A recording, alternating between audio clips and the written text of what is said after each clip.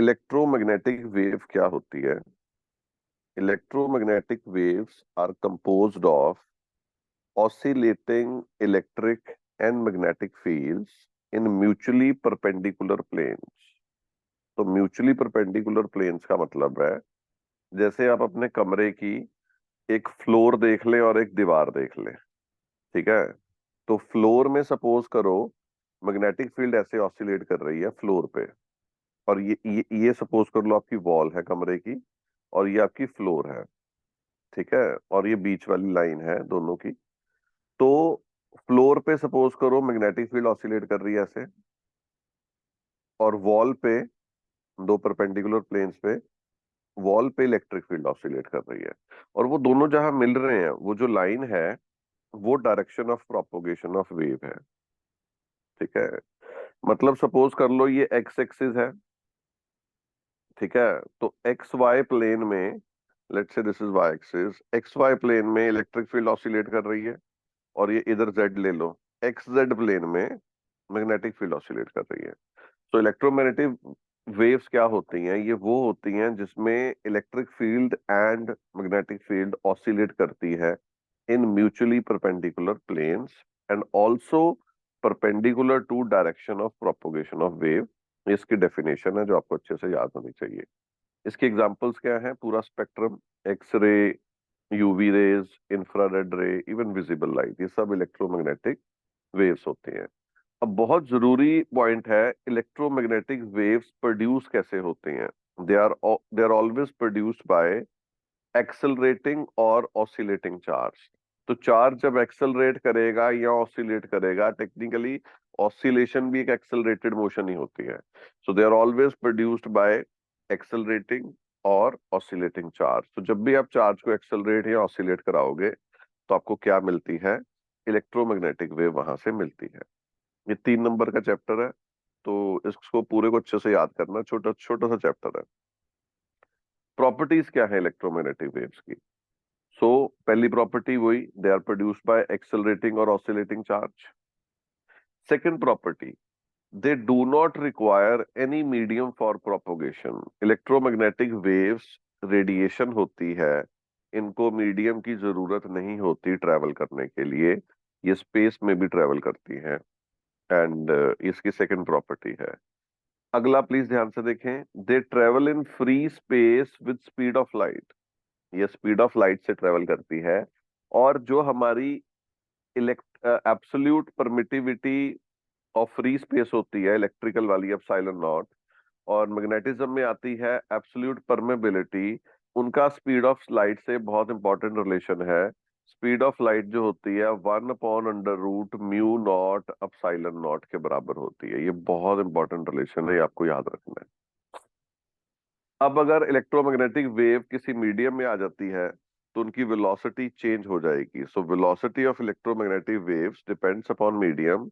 वो जो मीडियम में उनकी स्पीड निकल के आती है, let's say that is we, वो किसके बराबर होती है? 1/√μ into epsilon. What is mu? Absolute permeability of medium, and what is epsilon? Absolute permittivity of that medium. ठीक है, तो स्पीड ऑफ लाइट जो होती है वैक्यूम में, उसकी स्पीड है c, that is 1/√μ0 epsilon not.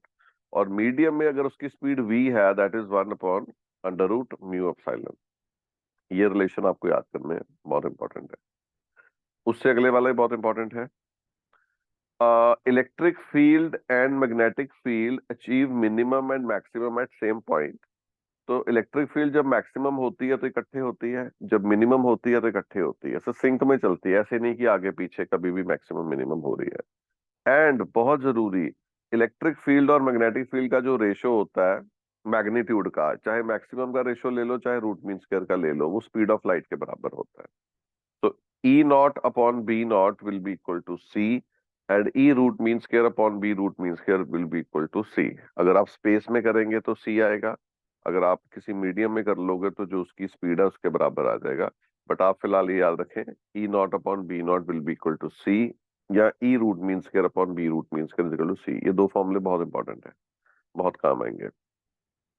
Electromagnetic waves are transverse. ये ट्रांसवर्स वेव होती हैं लाइट वेव्स की तरह। लॉन्गिट्यूडनल नहीं है, ट्रांसवर्स होती है। एंड इलेक्ट्रोमैग्नेटिक वेव्स में जो एनर्जी होती है वो इलेक्ट्रिक फील्ड और मैग्नेटिक फील्ड में बराबर बटी होती है। आपने इसको प्रूफ कैसे करना है? जो energy density of electric field है वो होती है half epsilon naught E square. So energy density of electric field is half epsilon naught E square, याद रखें। Energy density of magnetic field is B square upon 2 mu naught. ये दोनों बराबर ही होती है।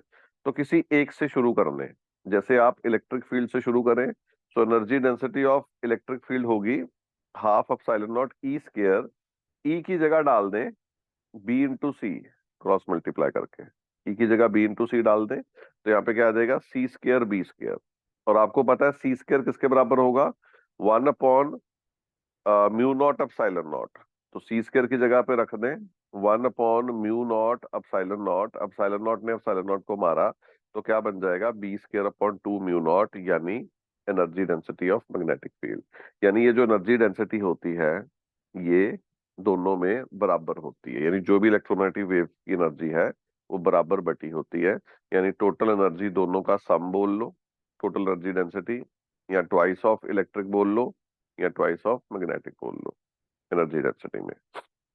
तो पहली बात, इलेक्ट्रोमैग्नेटिक वेव्स क्या होती हैं? जिसमें electric field and magnetic field mutually perpendicular planes में ऑसिलेट करती हैं and also to perpendicular to direction of propagation of waves.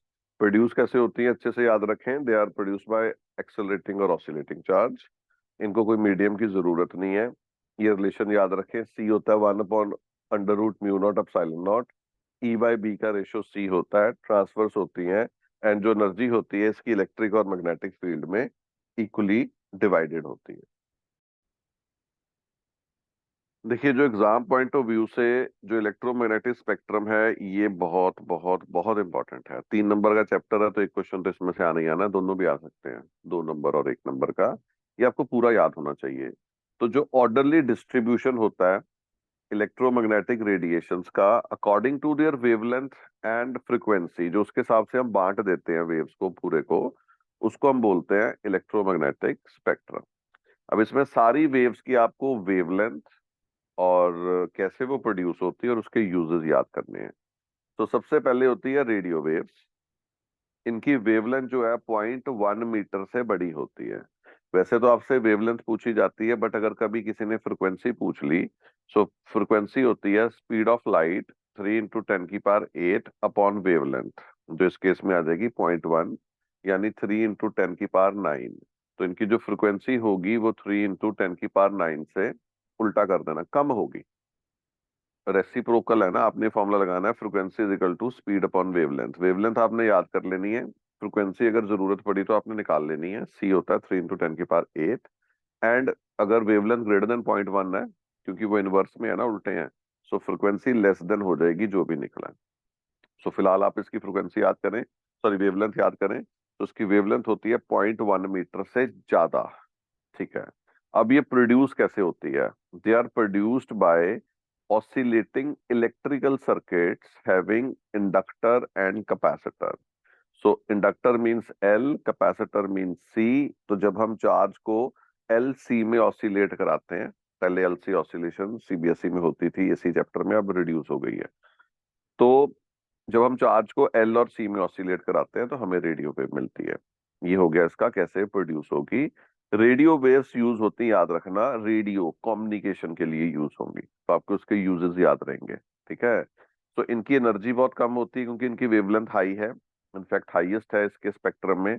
Therefore they are used for communication in FM, television broadcast and mobile communication. इन सब में जो mobile, TV, radio में जो होती हैं वो रेडियो वेव्स यूज होती हैं। तो वेवलेंथ याद रखो, उसके बाद याद करो कैसे प्रोड्यूस होंगी, और इसका यूज याद रखना कम्युनिकेशन। Next is microwaves. देखो जहां पे ये 0.1 मीटर से बड़ी थी तो ये आ जाएगी 0.1 मीटर से छोटी वेवलेंथ और 1 मिलीमीटर से ज्यादा। तो ये वेवलेंथ आपको याद होनी चाहिए। और अगर फ्रिक्वेंसी निकालनी पड़ गई तो इसको डालो फिर इसको डालो, दोनों वैल्यूज को, फ्रिक्वेंसी रेंज आ जाएगी। ठीक है ना। ये हायर वाली वेवलेंथ है तो लोअर फ्रिक्वेंसी आ जाएगी, ये लोअर वाली वेवलेंथ है तो हायर फ्रिक्वेंसी आ जाएगी, उल्टा कर देंगे उसमें इनइक्वालिटी को। So they are produced by इसका याद रखना है, special tube magnetrons and Gunn diode. तो special tube magnetrons and Gunn diode दोनों डिवाइस होते हैं, इसकी मदद से माइक्रोवेव्स बनाई जाती हैं। माइक्रोवेव्स आप याद रखो कुकिंग के लिए यूज होंगी, ऑब्वियसली माइक्रोवेव हर घर में होता है। एंड ऑल्सो स्पीड मेजर करने के लिए होती है, क्रिकेट में, किसी भी स्पोर्ट में। स्पोर्ट में जो तुम्हारी ये है टेनिस की बॉल होती है, जब वो सर्विस करते हैं, या क्रिकेट में बॉलिंग की जो बॉल है, या व्हीकल्स की स्पीड मेजर करने के लिए जो इंस्ट्रूमेंट्स हैं, उसमें माइक्रोवेव लगती है। उसके बाद आती है इंफ्रारेड। ये जहां पे खत्म होगा, ये देखो 1 मिलीमीटर से 700 नैनोमीटर तक, दे आर इंफ्रारेड वेव्स। इसका बहुत इंपॉर्टेंट यूज है। They are called heat waves. पूछते हैं कई बार पेपर में, क्यों कहते हैं इसको heat waves? Because their absorption cause heating effect in bodies. अगर आपकी बॉडी आईआर रेस को अब्जॉर्ब करेगी तो आपकी बॉडी गर्म महसूस करेगी। प्रोड्यूस कैसे होती है आपको याद रखना, they are produced by hot bodies and molecules.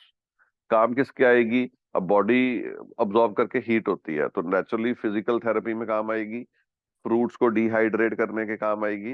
And also आपको पता है कि आईआर विजन कैमरास जो होते हैं, नाइट विजन कैमरास में काम आती है। बड़े ऑब्वियस से रीजन है, यूजेस हैं, याद रहते हैं एक एक बार ध्यान से। विजिबल लाइट की वेवलेंथ 700 नैनोमीटर से 400 नैनोमीटर। क्या होती है ये? ह्यूमन आई हमारी बाकी वेव्स को तो डिटेक्ट नहीं करती, लेकिन विजिबल आई को डिटेक्ट करती है। प्रोड्यूस कैसे होती है? एटॉमिक एक्साइटेशन से। और यूज क्या है? To see world around us. Visible light से आप दुनिया को देखते हैं। Next is ultra violet rays. इनकी वेवलेंथ है 1 नैनोमीटर से 400 नैनोमीटर, घटी जाएगी वेवलेंथ, यानी फ्रिक्वेंसी बढ़ी जा रही है। They are produced by sun and very hot bodies. Ultra violet rays जो होती हैं वो they are harmful to human skin and eyes, and it is absorbed by ozone layer. धरती तक यूवी रेज बहुत कम पहुंचती हैं, ज्यादातर ओजोन लेयर उसको अब्सॉर्ब कर लेती है। अगर वो सारी यहाँ पहुंच जाए तो बहुत हार्मफुल है हमारी स्किन के लिए। ये काम किसके आती है? कीड़े वीड़े मारने काम आएगी। So it destroys bacteria, surgical instruments को स्टरलाइज और फूड को प्रिजर्व। टेक्निकली बैक्टीरिया मारने काम आएगी। यूवी रेज आपके पानी के फिल्टर में भी लगा होता है, यूवी फिल्टर। इसके क्या होता है? यूजेस में कॉमन सेंस आपको रखनी है। अब कल को आपको यहाँ पे लिखा नहीं हुआ कि पानी के फिल्टर में यूवी रेज होती हैं, यूवी फिल्टर, तो कॉमन सेंस है बैक्टीरिया मारना, तो यही काम आनी है, रेडियो वेव थोड़ी डालोगे। सो हर चीज का वो एक यूज है। रेडियो वेव्स कम्युनिकेशन के लिए काम आएंगी, इंफ्रारेड किसी चीज को हीट प्रोड्यूस करने के काम आएंगी, माइक्रोवेव्स कुकिंग एंड स्पीड। तो कभी कोई और यूज आ गया ना पेपर में, तो उसी से रिलेट करना है आपको। अल्ट्रा वायलेट आपको बैक्टीरिया मारने में। नेक्स्ट होती है एक्सरेज। इनकी वेवलेंथ होती है 10⁻³ नैनोमीटर से 1 नैनोमीटर। ये कैसे बनाई जाती हैं? जब हाई एनर्जी इलेक्ट्रॉन्स को एक हैवी मेटल पे सडनली रोक दिया जाता है, जैसे पुराने टाइम पे एक्सरे करते थे तो पीछे एक मेटल होता था जहां पे इंसान को खड़ा करते थे, तो actually high energy electron machine से फेंकते थे। वो जब मेटल स्टॉप करता था तो चारों तरफ एक्सरेज बना देता था। ठीक है। यूज कहाँ होगी एक्सरे? ऑब्वियसली सर्जरी में यूज होगी, एक्सरे करने में, in detection of fracture in bones, chest. Even पहले टाइम पे मेलिग्नेंट ग्रोथ को क्योर करने में भी यूज की जाती थी। जो नॉर्मल किसी पर्टिकुलर टिश्यू में एक्स्ट्रा ग्रोथ हो गई है तो उसको काटना पॉसिबल नहीं है, तो एक्सरे से उतने हिस्से को साड़ देते थे। ठीक है। एंड एक्सरे जो है उसी से पर्ल्स ढूंढते हैं ऑयस्टर में। तो ऑयस्टर को जब खोल देते हैं तो खराब हो जाता है, मर ही जाता है। तो उसमें अंदर पर्ल बना है कि नहीं बना है, एक्सरे कर लेते थे, जिसमें बना है उसी को खोलते थे। तो कॉमन सेंस वाले यूज है। गामा रे सबसे हाईएस्ट एनर्जी वाली होती है। इनकी वेवलेंथ 10⁻³ नैनोमीटर से ज्यादा होती है। They are produced by nucleus of radio active substance. जब जब रेडियो एक्टिव रिएक्शन होता है वहां पे अल्फा बीटा गामा और ये गामा रेज बनती है। ये ट्रीटमेंट ऑफ कैंसर में यूज होती है, जिसको रेडिएशन वाली थेरेपी बोलते हैं। एंड न्यूक्लियर एक्शन शुरू करने के काम आती है। तो हर किसी का अपना एक सेट ऑफ यूज है। तो पेपर में कई बार सीधा यूज आता है, कई बार वो मिलता जुलता आएगा, आपको अपना दिमाग लगाना है। सबकी वेवलेंथ आपको याद होनी चाहिए, रेंज, सब सब कैसे प्रोड्यूस होती है, इसमें से नंबर पक्के हैं। अगर घंटा लगा लोगे तो सब हो जाएगा। ये टेबल गिवन है, इसको पॉज करके रट लें। एंड ये एनसीईआरटी से सारी रेंज उठाई हुई है, कई बार डिफरेंट बुक्स में थोड़ी थोड़ी डिफरेंट होती है, आपको एनसीईआरटी वाली याद रखनी है। उसके बाद एक चीज है डिस्प्लेसमेंट करंट। तो डिस्प्लेसमेंट करंट क्या होता है? ध्यान से देखें। सपोज यहाँ पे हमने ऑल्टरनेटिंग एसी लगाया, तो यहाँ पे वायर में करंट फ्लो कर रहा है which is called conduction current. ठीक है, आई। तो अच्छी बात है। तो जो आई होगा वो dq बाई dt होगा, जो वायर्स में फ्लो कर रहा है पहले और बाद, that is called conduction current. और वो वेरिएबल करंट है, वो हर समय वेरी कर रहा है क्योंकि आपने ऑल्टरनेटिंग करंट लगाया। तो भाई साहब पहले करंट फ्लो कर रहा है, बाद में करंट फ्लो कर रहा है, कैपेसिटर के बीच में भी तो फ्लो कर रहा होगा, ऐसे थोड़ी है वो एक तरफ से दूसरी तरफ पहुंच गया, बीच में है ही नहीं। तो बहुत मैक्सवेल ने बहुत ध्यान से देखा कि जो यहाँ पे करंट फ्लो कर रहा है दैट इज चेंजिंग, तो यहाँ पे करंट फ्लो कर रहा है that is changing, that is alternating current. So वो किसके बराबर था, dq बाई dt, उसको बोलते हैं कंडक्शन करंट। तो उन्होंने कहा बीच में भी कोई ना कोई करंट जरूर फ्लो करता होगा। तो उन्होंने पाया कि जो बीच में करंट फ्लो करता है that is called displacement current. और वो बनता कैसे है, जो आपका चार्ज है ये कैपेसिटर पे, ये हर वक्त चेंज हो रहा है। सो पॉजिटिव टू नेगेटिव, ये इसकी इलेक्ट्रिक फील्ड हर वक्त चेंज हो रही है, जिसकी वजह से इलेक्ट्रिक फ्लक्स हर वक्त चेंज हो रही है। सो इलेक्ट्रिक फ्लक्स जो चेंज होती है वो एक करंट को बनाती है which is called displacement current. और अगर बाहर डिस्प्लेस कंडक्शन करंट था, तो कैपेसिटर के बीच में जो बनता है current that is displacement current, which is due to changing electric field and hence changing electric flux. And ये कंडक्शन करंट के मैग्नीट्यूड में बराबर ही है, तभी तो जितना करंट पहले था उतना ही बाद में। ठीक है।